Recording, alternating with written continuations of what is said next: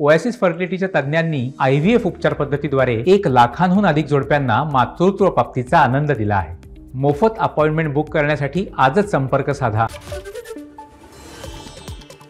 धाराशिवमध्ये मराठा आंदोलक मनोज जरांगे यांचं जोरदार स्वागत। भगव्या पताका आणि बॅनर झळकावत मराठा बांधवांचा सहभाग। बीडमध्ये शांतता रॅलीसाठी तगडा पोलीस बंदोबस्त। 250 पोलीस अधिकारी आणि कर्मचाऱ्यांसह SRPF आणि RCPचे 3 युनिट तैनात।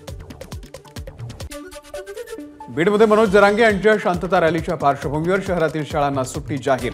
शिक्षणाधिकाऱ्यांच्या सर्व प्राचार्य आणि मुख्याध्यापकांना सूचना। नागपूरच्या मतदार याद्यांमध्ये मोठे घोळ। 2021च्या तुलनेमध्ये सुमारे 1,94,000 मतदारांची नावं मतदार यादीमधून गहाळ। एका महिन्याच्या आत ही नावं मतदार याद्यांमध्ये जोडण्यात यावी, भाजपची मागणी। अहमदनगर महापालिकेच्या आयुक्तपदी यशवंत डांगे यांची नियुक्ती। 2 दिवसांपूर्वी देविदास पवार यांची झालेली बदली रद्द। यशवंत डांगे यांची नव्याने नियुक्ती। रायगडच्या वरंधा घाट 31 ऑगस्टपर्यंत वाहतुकीसाठी बंद। रायगड जिल्हाधिकाऱ्यांकडून अधिसूचना जारी। पावसाळी खबरदारी म्हणून रायगड जिल्हाधिकाऱ्यांकडून निर्णय। अहमदनगर मनमाड महामार्गावरच्या विळद बायपास ते पुणतांबा फाटापर्यंतची अवजड वाहतूक 21 जुलैपर्यंत पर्यायी मार्गाने वळवली। रस्ता दुरुस्तीच्या कामामुळे जिल्हा पोलीस अधीक्षक राकेश ओला यांचे आदेश। जालन्याच्या बदनापूर तालुक्यामधील वाकुळणी तांडा गावच्या रस्त्याची दुरावस्था। वारंवार तक्रार करूनही प्रशासनाकडून दुर्लक्ष करत असल्याचा नागरिकांचा आरोप। धुळे कोरडा विकास समितीचं धरणे आंदोलन। दिल्ली मुंबई इंडस्ट्रियल कॉरिडॉर कामाची लवकरच सुरुवात करावी, तसंच भूसंपादन लवकर सुरू करून स्थानिक तरुणांना रोजगार देण्याची केली विनंती। गोंदियाच्या महसूल कर्मचाऱ्यांचं राज्यव्यापी आंदोलन। काळ्या फिती बांधत सरकारचा निषेध। सरकारने दिलेल्या आश्वासनांची पूर्तता न केल्याचा आरोप। जळगाव जिल्हाधिकारी कार्यालयाच्या समोर महाविकास आघाडीचं धरणे आंदोलन। शेतकऱ्यांच्या विविध समस्यांसाठी महाविकास आघाडी आक्रमक। वर्ध्यामध्ये आशा वर्करचं धरणे आंदोलन। आशा वर्कर आणि गटप्रवर्तकांच्या मानधनामध्ये वाढ करावी आणि त्यांना कंत्राटी कर्मचाऱ्यांचा दर्जा देण्याची केली मागणी। अनुसूचित जाती आरक्षणाचं वर्गीकरण करण्याच्या मागणीसाठी मातंग समाजाचा रास्ता रोको। प्राध्यापक रामचंद्र भराडे यांच्या 8 दिवसांपासून सुरू असलेल्या आमरण उपोषणाला पाठिंबा म्हणून रास्ता रोको। अनुसूचित जाती आरक्षण वर्गीकरणाच्या मागणीसाठी मुंडन आंदोलन। नांदेडच्या जिल्हाधिकारी कार्यालयाच्या समोर करण्यात आलं मुंडन आंदोलन।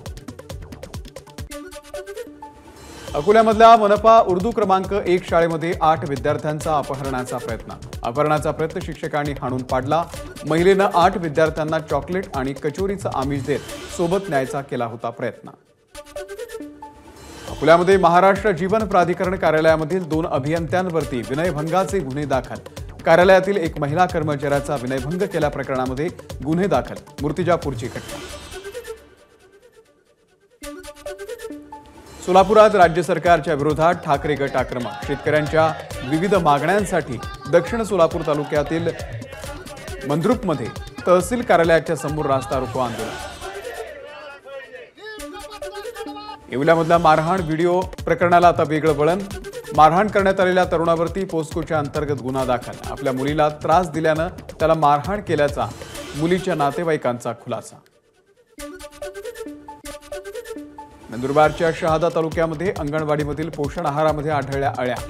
मुबारकपूर अंगणवाडीमधला प्रकार। या प्रकरणामध्ये चौकशी करण्याची ग्रामस्थांची मागणी। वर्धा जिल्ह्यात सर्वत्र जोरदार वाऱ्यासह पाऊस। पावसामुळे शेतीच्या कामांना वेग। मागील काही दिवसांपासून जिल्ह्यातील शेतकऱ्यांना होती मुसळधार पावसाची प्रतीक्षा। 5 दिवसांच्या विश्रांतीनंतर भंडाऱ्यामध्ये पावसाची हजेरी। पावसामुळे भात उत्पादकांना दिलासा।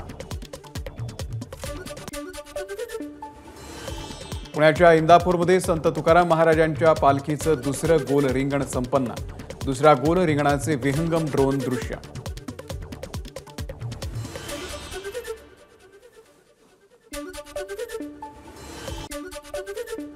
बारामतीच्या पिंपळी येथे संत सोपान काका महाराजांच्या पालखीमध्ये मेंढ्यांचं रिंगण सोहळा पार. रिंगण पाहण्यासाठी भाविकांची गर्दी.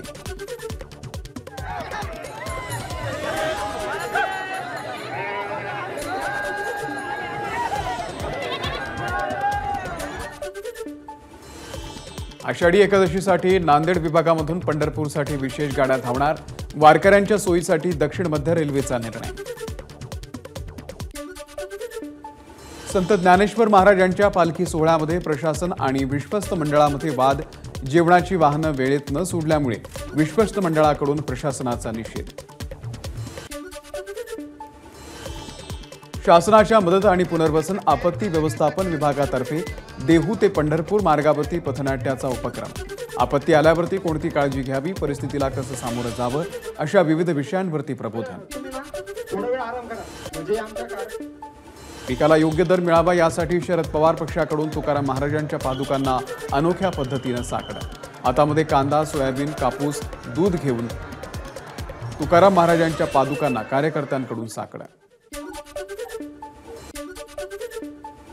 भारतामधील चीनचे राजदूत फेहॉंग आणि मुंबईमधील चीनी महावाणिज्य दूत कॉंग झियांग यांची सोलापूर शहराला भेट. यावेळी राजदूतांनी डॉक्टर द्वारकानाथ कोटणीस यांच्या स्मारकाला दिली भेट.